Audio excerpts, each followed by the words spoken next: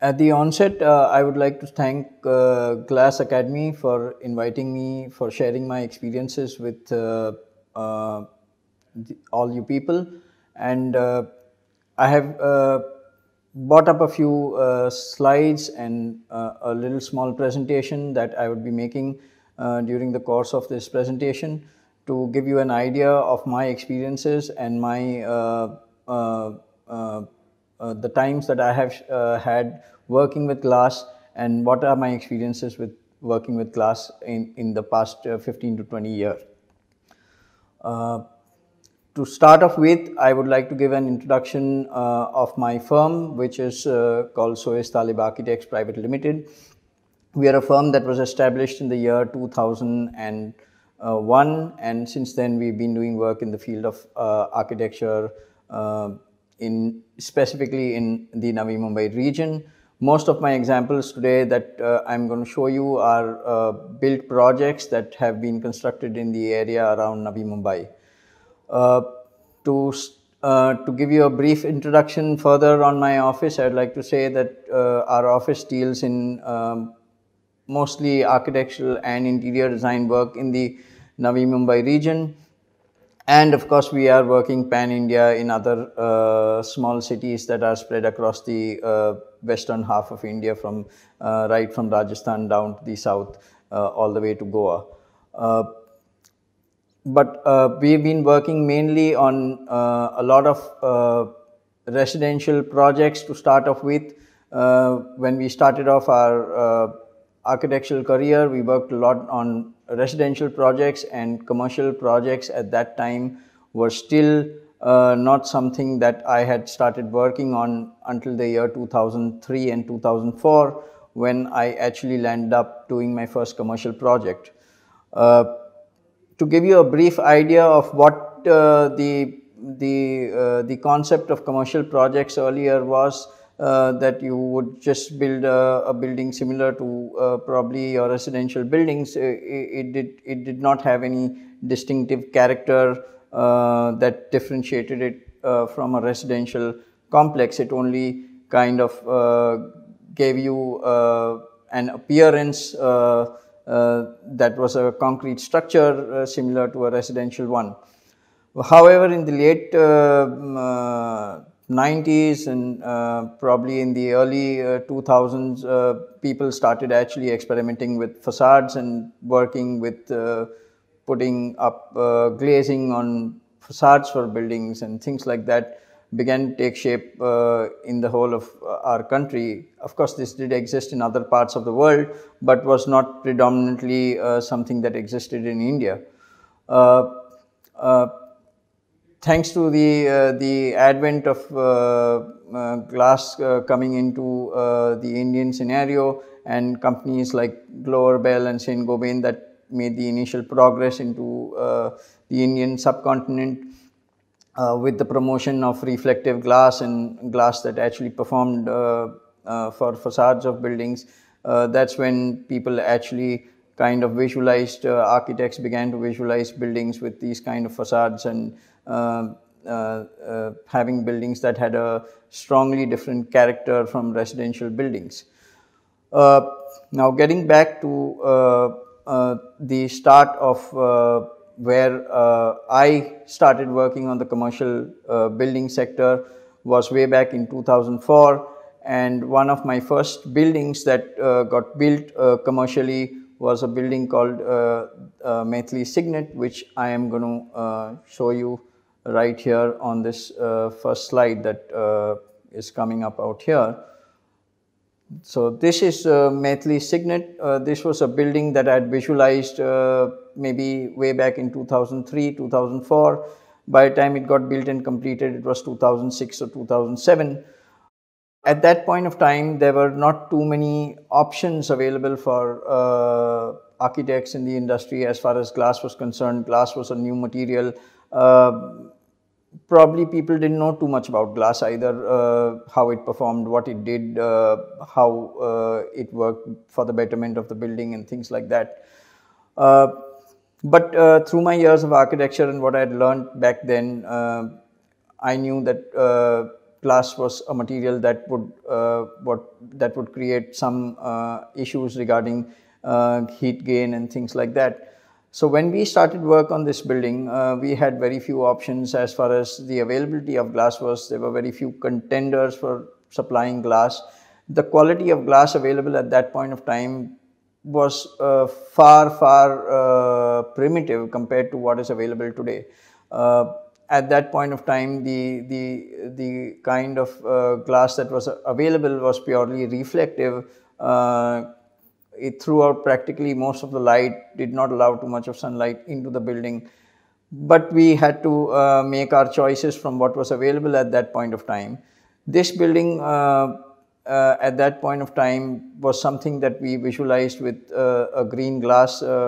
Green glass was something that was green glass was something that performed better than the blue range, and purely because of its performance criteria, we kind of switched over to the green glass rather than the blue glass at that point of time, because like I mentioned earlier, there were not too many options available in the glass industry, and we had very limited glasses to choose from. This facade, when it was built back then, the few of the problems that we kind of grappled with as an architectural firm was that we were dealing with glass for the first time. We didn't know how it had to be cut, what had to be done, how it had to be fitted, etc. on the facade of the building.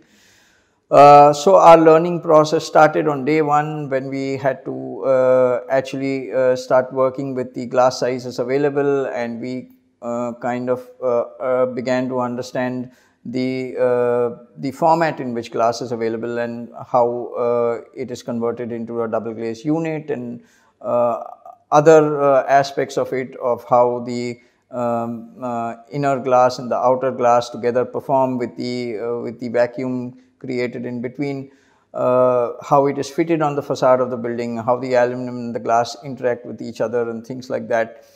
Those are things that we were, which we picked up at the initial stages as architects, and we began to understand how glass actually is to be used, how it is to be cut, what are the sizes available, how it can be broken down into the sizes that we want. How do we design the concrete finish to kind of take on the glass surface on it?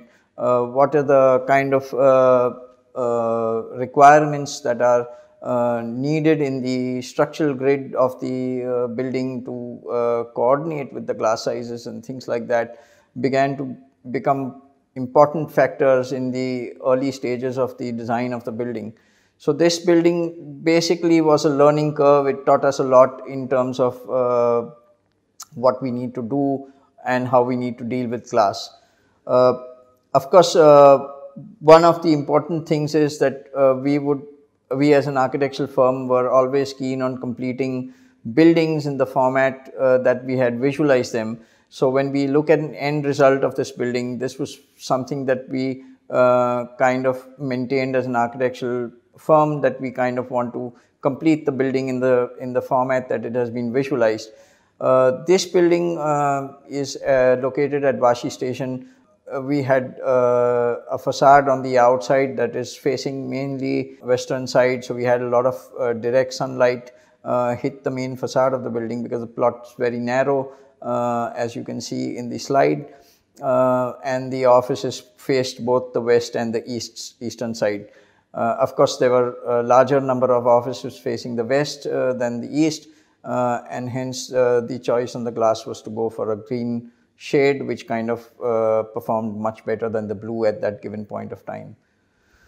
I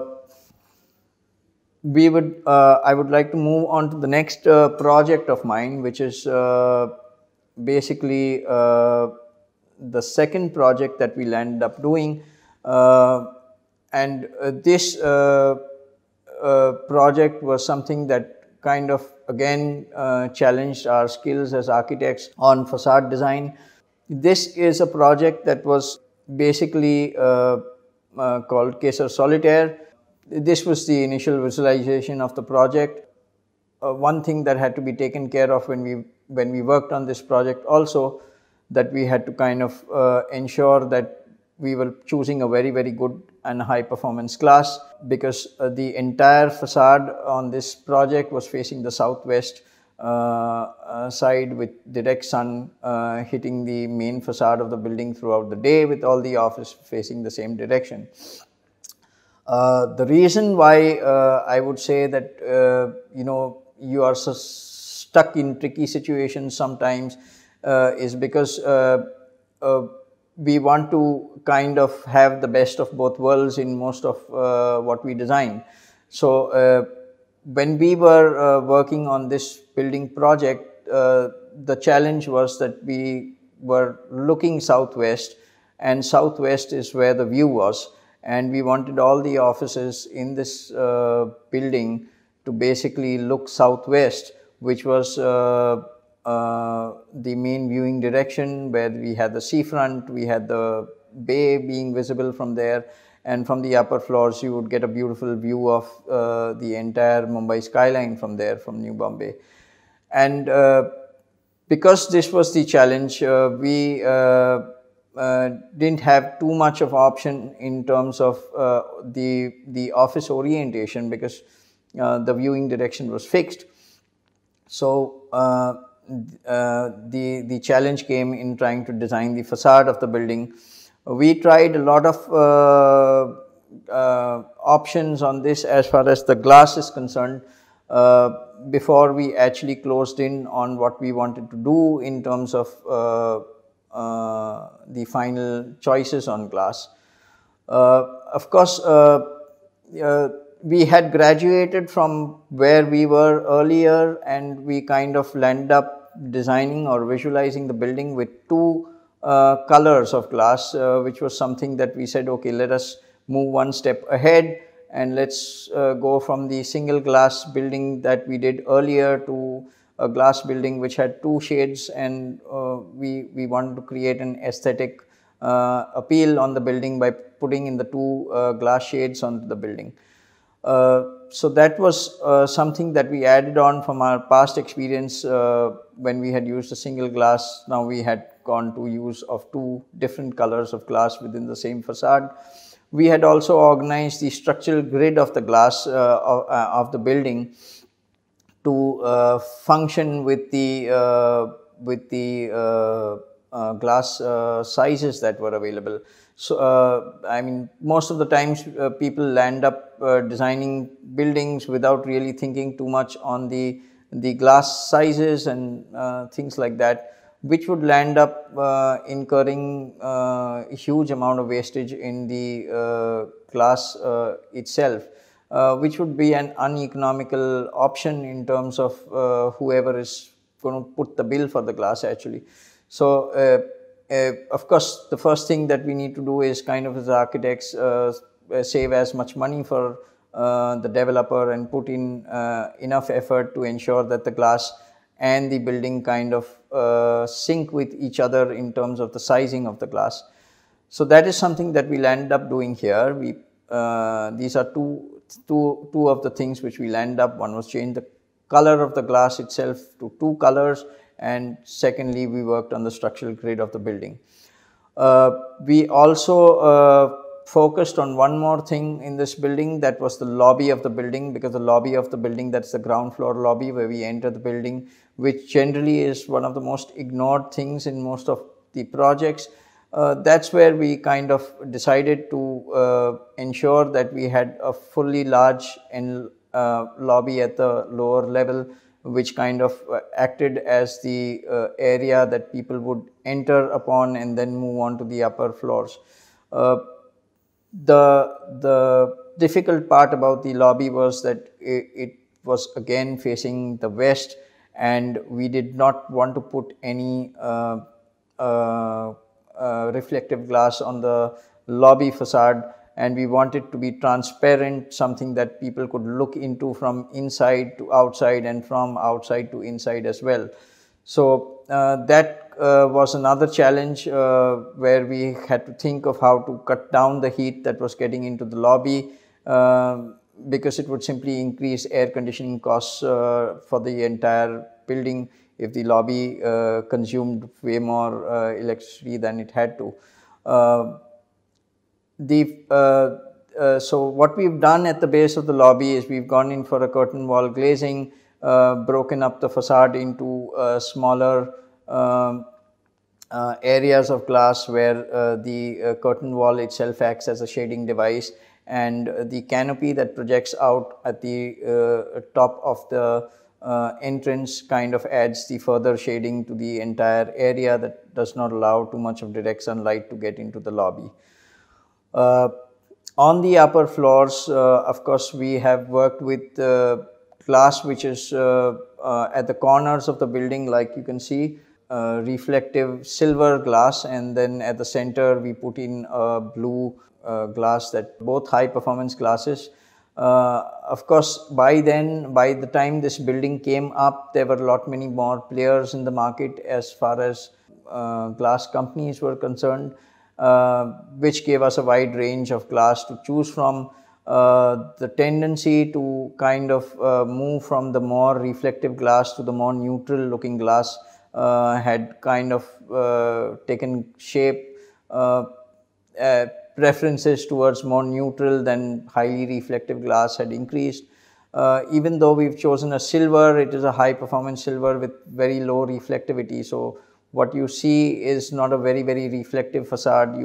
What you see is a more neutral kind of facade which kind of reflects the sky, almost kind of making the building disappear at the evening time. So the photograph that you see in the slide actually shows the sunset time, and it kind of takes up the glass kind of beautifully takes up the colors of the sky. Now, as there is something that I would want to add on here, is that we normally make our choices sitting back in our offices. We do not really get into trying to sample glass and look at glass from various different angles and various different times of the day. There is something that I would recommend to most people who are working with glass is not to sit back in their offices and approve samples and approve performances of glass just by looking at a piece of glass that is presented to you. It is better that you kind of put the glass up on the building facade, look at it at different times of the day. Some of the glasses, they kind of change their appearance throughout the day. So as an office, we've made it compulsory that we put up samples on most of our buildings. We kind of inspect samples of buildings at different times of the day. We get back feedback from many people, associates within our firm, on how the glass looks and feels aesthetically. Also, we evaluate at the same time the properties of the glass in terms of the heat gain and the light gain, and in most of our buildings. So what happens is that some of the glass that is aesthetically good looking may not be very good in terms of performance, but may score a lot of brownie points in aesthetics. Now here is where architects always face a dilemma, and we are kind of struggling to balance the equation between aesthetic appearance and performance. And when we are trying to do this, we always have to have an equal weighing scale and try to put things together in that format, rather than just look at one of the criterias. Now, in this building facade, we had a lot of sampling done for this project. There were n number of samples put up from various different companies. But what we were looking specifically on this building facade to start off with at the onset was that we wanted to have something that reflected the sky, that something that merged with the sky and didn't really become a reflective facade, which was very, very strong in its character. That became one of our, because we were facing the seafront and we had an open ground in front, and we wanted the sky to reflect within the building. So that became our clear guiding point. Of course, the performance was important. That is why we chose glass that was again a performance-oriented glass. The silver that has been used on the corners was high performance silver, which was a neutral shade of silver, and this one at the center was a blue glass that was again a high performance glass at the center. Of course, in terms of controlling the costs, we have not put in any further glass in this on the DGU, which was a high performance glass, which was something that was recommended at that point of time, but things did not fit into the budget for this particular building. And the double glaze unit was made with the outer performance glass and the inner clear glass. How much ever we would have preferred a much higher performance glass on the inner side, the budget was a constraint and kind of restricted the use of a double glazed unit which had two high performing glasses.